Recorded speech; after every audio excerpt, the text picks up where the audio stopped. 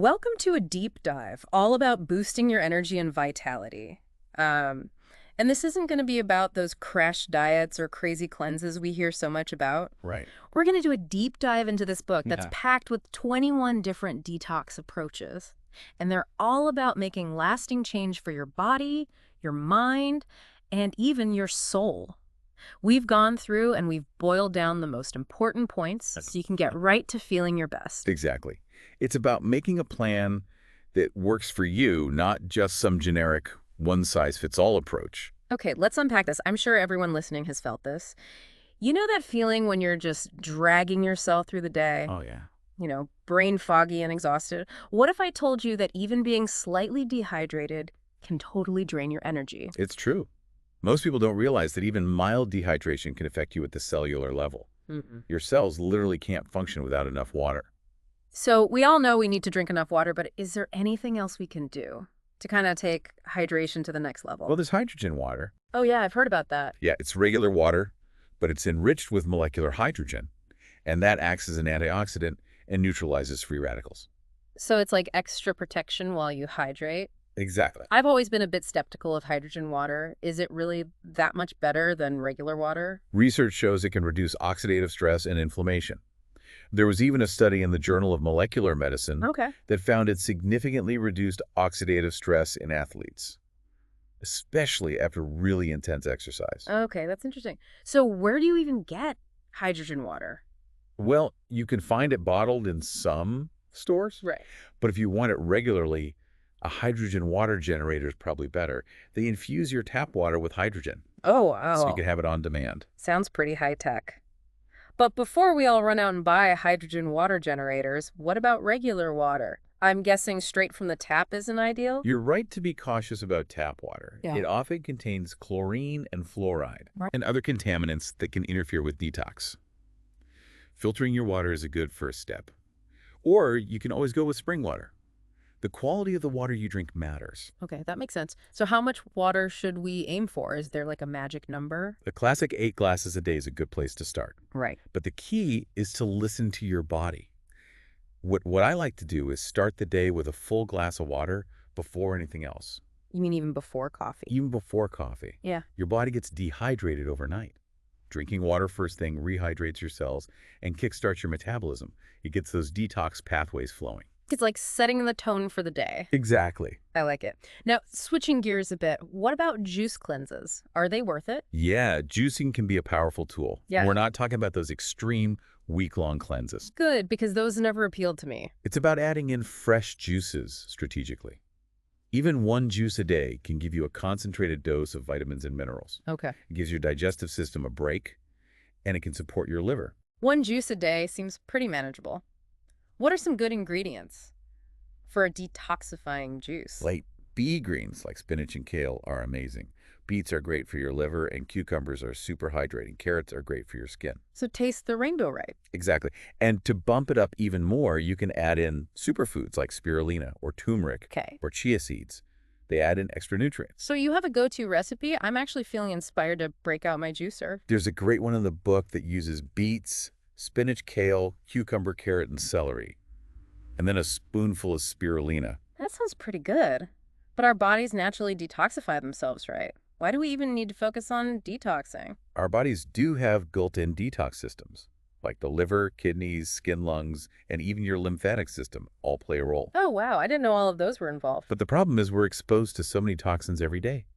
From our environment, our food, even internal processes. So it's like our detox systems are working overtime. Yeah, exactly. It's like asking your phone to run 100 apps at once. It starts to slow down. Right. These detox approaches help support your body's natural processes. Okay, that makes sense. So what's another way to support our body? What about this whole intermittent fasting thing? Yeah, intermittent fasting can be powerful. But I think the word fasting scares people. It makes me think of being hungry.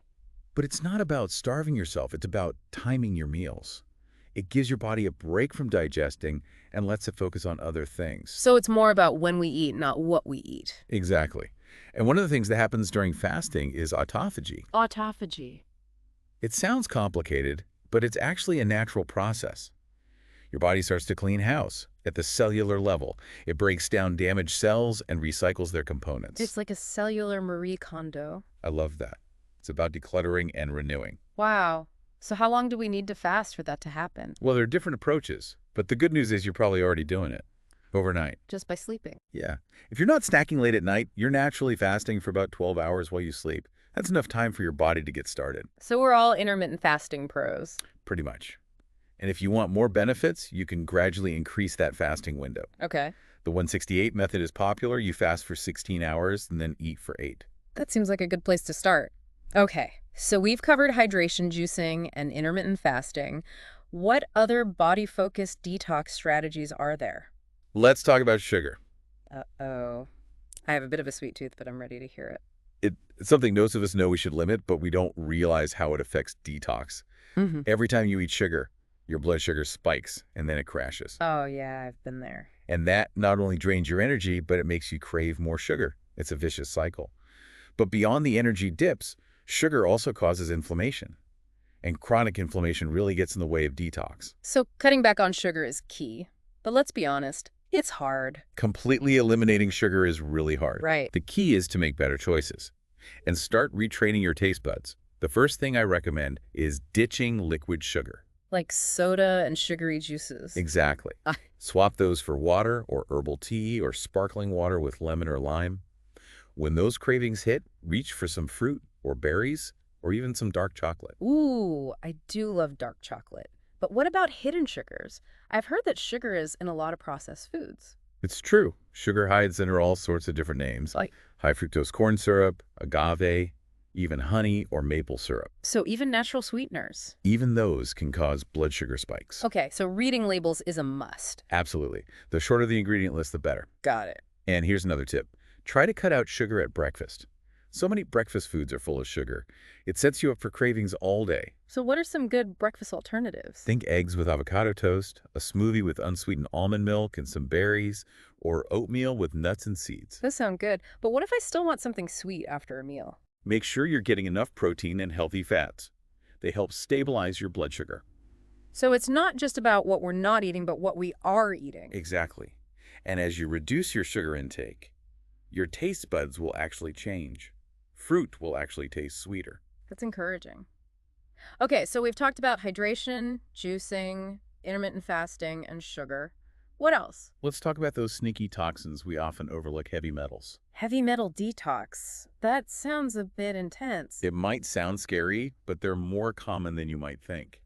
They're in our environment and even some everyday products. We're talking things like mercury in fish, lead in old paint, and arsenic in some drinking water. So it's not just about what we're eating. Right. And the problem is, heavy metals can build up in our bodies over time, especially in your brain, liver, and kidneys. What kind of effects can that have on our health? It can show up in a lot of ways, but some common symptoms are brain fog, fatigue, headaches, and even things like hormonal imbalances or weakened immune system. Okay, I'm listening. So is there anything we can do to help our bodies detoxify from heavy metals? Luckily, there are natural chelators. Those are things that bind to heavy metals and help remove them. Oh, okay. One of the best is cilantro. It's especially good at binding to mercury. So I should be eating lots of guacamole. Exactly. Chlorella is also a powerhouse when it comes to heavy metal detox. You can add the powder to smoothies or take it as a supplement. I've seen chlorella before, but never really knew what to do with it. And we can't forget garlic. Garlic seems to be good for everything. It has sulfur compounds that help bind and eliminate heavy metals. And then there's bentonite clay. It's a natural clay that binds to toxins in your gut. You can mix it with water and drink it. Maybe I'll stick to the cilantro and garlic. So what else is important when it comes to supporting detox? The balance between omega-3 and omega-6 fatty acids is really important. They play a key role in inflammation. I know omega-3s are good for you, but I don't know much about omega-6s. Omega-6s are important too, but our modern diets tend to have too many because of all the processed foods and vegetable oils we consume. So omega-6s aren't bad, it's about balance. Exactly. When we have too much omega-6 and not enough omega-3, it can lead to chronic inflammation, and that hinders detoxification. So how do we restore that balance? Should I eat more salmon and walnuts? Yes, those are both great sources, but here's something a lot of people don't know. A lot of fish oil supplements don't contain polyphenols. Polyphenols, what are those? They're antioxidants found in plants. They actually protect the omega-3s from oxidizing. Without them, the omega-3s can actually become pro-oxidants. Oh, wow. So they can actually do the opposite of what we want. Exactly. So look for supplements that say they contain polyphenols or choose brands that use a processing method that preserves them. Okay, that's good to know. So we've talked about supporting different pathways in the body, but what about our liver? What role does it play? The liver is the ultimate detox organ. It filters your blood, breaks down toxins, and neutralizes harmful substances. It needs all the support it can get. So how do we support it? There are certain foods and herbs that are especially helpful. Milk thistle is a good one. Okay. It contains silymarin, which is a compound that helps regenerate liver cells. So it's good for your liver. Yeah, it reduces inflammation and protects the liver. It's like a liver superhero. And then there's turmeric. It's a potent anti-inflammatory and great for liver health. Turmeric is so versatile. Right. And this might surprise you, but lemon is good for your liver. Really? Yeah.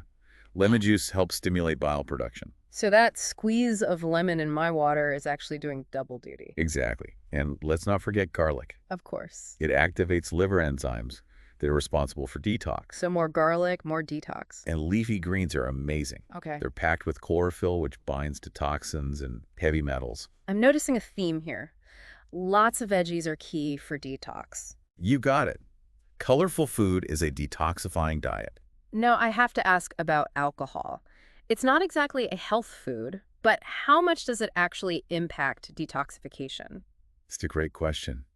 Even moderate drinking puts a strain on your liver. Really? Your liver has to prioritize breaking down alcohol before it can move on to other things. It sees alcohol as a toxin. Oh, so it's like putting everything on hold. Exactly. Yeah. Over time, this can cause toxins to build up. So even if I'm not a heavy drinker, cutting back can help my overall detox efforts. Absolutely. It gives your liver a break. Okay, that makes sense. Everything is so connected. It is. When you support one part of your health, it affects everything else. So a holistic approach is key. Right. So if someone wants to try to do an alcohol detox, do they have to go cold turkey? Not necessarily. Start by adding in some alcohol-free days each week. Like a mini dry January, but throughout the year. Exactly. And when you do drink, choose lower sugar and lower alcohol options. Okay, I can do that. So we've covered a lot of ground on the physical side of detox. We have. It's been really eye-opening. I'm glad. Remember, it's all about making small, sustainable changes. Absolutely. I'm excited to try some of these. Awesome. In part 2, we'll shift gears and talk about mind detox. I'm excited for that. We'll explore how to clear our minds and reduce stress. Stay tuned. Can't wait. Welcome back to your personalized deep dives all about detox. Last time we talked about the physical side of detox. You know, what we eat and how we can support our bodies. We did cover a lot, from hydration and juicing to intermittent fasting and even those heavy metals. I'm already thinking about how I can make some changes. It's not about changing everything overnight. Just find what works for you. Right. Little changes can make a big difference. Exactly. And today, we're shifting gears to talk about mind detox. Okay. It's a big part of the equation. You can't be truly healthy if your mind is full of stress and clutter. I know what you mean. Like, even if I'm eating healthy and exercising, if my mind is racing, it's hard to feel good. Exactly. And in today's world, it's so easy to get overloaded. Our minds are bombarded with information all the time. It's true. It's like our brains never get a break. And that constant stimulation can lead to problems like brain fog, fatigue, anxiety, even trouble sleeping. So what do we do about it? Do we have to, like, throw away all of our devices? Well, it's not about going off the grid completely. Okay, good, because I don't think I could do that. It's more about being mindful of how we use technology, setting boundaries. So what are some practical ways to do a digital detox? One of the easiest things is to stop using screens an hour or two before bed. I've heard about that. Something about blue light, right? Yeah, the blue light from screens actually suppresses melatonin, and that's the hormone that helps you sleep. Oh, wow. So using screens late at night makes it Uh-huh. harder to fall asleep. So instead of scrolling on my phone, I should, like, read a book or take a bath? Exactly. Create a routine that helps you wind down. Okay, I like that. What are some other ways to create tech-free zones? Try making some areas in your house phone-free zones, like the dinner table. That way you can actually connect with people. That's a great idea. I'm definitely guilty of checking my phone during dinner. What about, like, a whole day without technology? You could try a tech-free day once a week. Unplug from everything and focus on other things. Things that nourish your mind and soul. A whole day? That's a lot, but I can see how it would be beneficial. It can be a real reset. Now, what about those times when our minds just won't stop racing? Oh, yeah, all those worries and anxieties. What can you do about that? Overthinking can be so draining. It's like your mind is stuck in a loop. One way to break free is through mindfulness. I hear that word a lot, but I'm not really sure what it means. Mindfulness is about being present, paying attention to what's happening right now without judging it. Okay. You notice your thoughts and feelings, but you don't get swept away by them. So it's like watching your thoughts go by instead of getting caught up in them. Exactly. And the more you do it, the less power those thoughts have over you. You start to realize that you are not your thoughts. That's a really interesting way to look at it. So how do you actually do it? Do you have to meditate for hours? Meditation is a good way to practice mindfulness, but you could do it in everyday life too. Just bring your full attention to whatever you're doing, like when you're eating or taking a walk. So just slow down and be present in the moment. Exactly. Even a few minutes a day can make a difference. But what about those really persistent thoughts? The ones that just won't go away? Yeah, this can be tough. There's a technique called cognitive diffusion. It's about separating yourself from those thoughts. You recognize them, but you don't get hooked by them. Okay. For example, instead of thinking I'm a failure, you say, I'm having the thought that I'm a failure. I'm having the thought. I like that. It creates a little distance between you and the thought. Another helpful technique is journaling. Oh, like writing in a diary. Exactly. It helps you get those thoughts and emotions out of your head. Just let it all out. You got it. Just write whatever comes to mind. And you can also use your journal for gratitude practice. Write down a few things you're grateful for each day. I do like that idea. It's easy to focus on the negative, but when you focus on what you're grateful for, it changes things. It really does. It can reduce stress, improve your mood, and even boost your physical health. Wow. Okay, what about sleep? How does that play into all of this? Sleep is so important. Okay. When you sleep, your body and mind repair themselves. And while you sleep, your brain actually gets cleaned. What? How does that work? Your brain has a system called the glymphatic system. It removes waste products from your brain. And it's most active when you're in deep sleep. So if you don't sleep well, your brain doesn't get cleaned. Exactly. That's why sleep is so important for both your physical and mental health. It's like a superpower. It is. And it's not just about how much you sleep, but the quality of your sleep too. Yeah. Make sure your bedroom is dark and quiet. And try to avoid screens before bed. Okay, those are good tips. So we've talked about digital detox, mindfulness, journaling, and sleep. Anything else? Let's talk about dopamine detox. Dopamine, that's the pleasure chemical, right? Why would we want to detox from that? It's not about eliminating pleasure. It's about resetting your brain's reward system. In today's world, so many things trigger dopamine. Social media, streaming, junk food, you name it. It's true, we're constantly stimulated. So your brain gets used to all that dopamine, and things that used to bring you joy don't feel as good anymore. Oh, wow. I can see that happening. So a dopamine detox is about becoming aware of those triggers and then taking breaks from them. Like what kinds of things? It depends on what your triggers are. But maybe try scheduling a few dopamine-free hours each day, or even a whole day every week. And during that time, focus on other things that bring you joy in a different way. Like spending time with people I care about. Or maybe reading a book. What about just being bored? That doesn't sound fun. I know, but boredom can be a good thing. It gives your mind a chance to wander. You might be surprised at what you come up with. Okay, I might have to try that. So we've talked about a lot of ways to detox our minds. But how does this all tie in with soul detox? That feels even deeper. We've talked about the physical and the mental, but now it's time to address our emotional and spiritual well-being. It's like we're going to a whole other level. Soul detox is about clearing out that emotional baggage that weighs us down. It's about feeling lighter and more free. I like the sound of that. Mm-hmm. But how do you even start to declutter your soul? Well, one of the most powerful tools is gratitude. Welcome back to our deep dive on detox. We've already explored how to support our bodies and our minds in this process. Right, we've covered a lot of ground, but now, as promised, we're diving into the realm of soul detox. This part has me intrigued, but I'll be honest, it also feels a little intimidating. It's a bit harder to grasp, you know? It's true. Soul detox is more subtle, but it can be just as powerful. It's like spring cleaning for your soul. You know, just like our homes get cluttered with stuff we don't need, our souls can get weighed down with emotional baggage. I can definitely relate to that. It's like carrying around invisible weight, past hurts, regrets, all that stuff. We all carry that baggage. Yeah. It's part of life. But we don't have to hold on to it forever.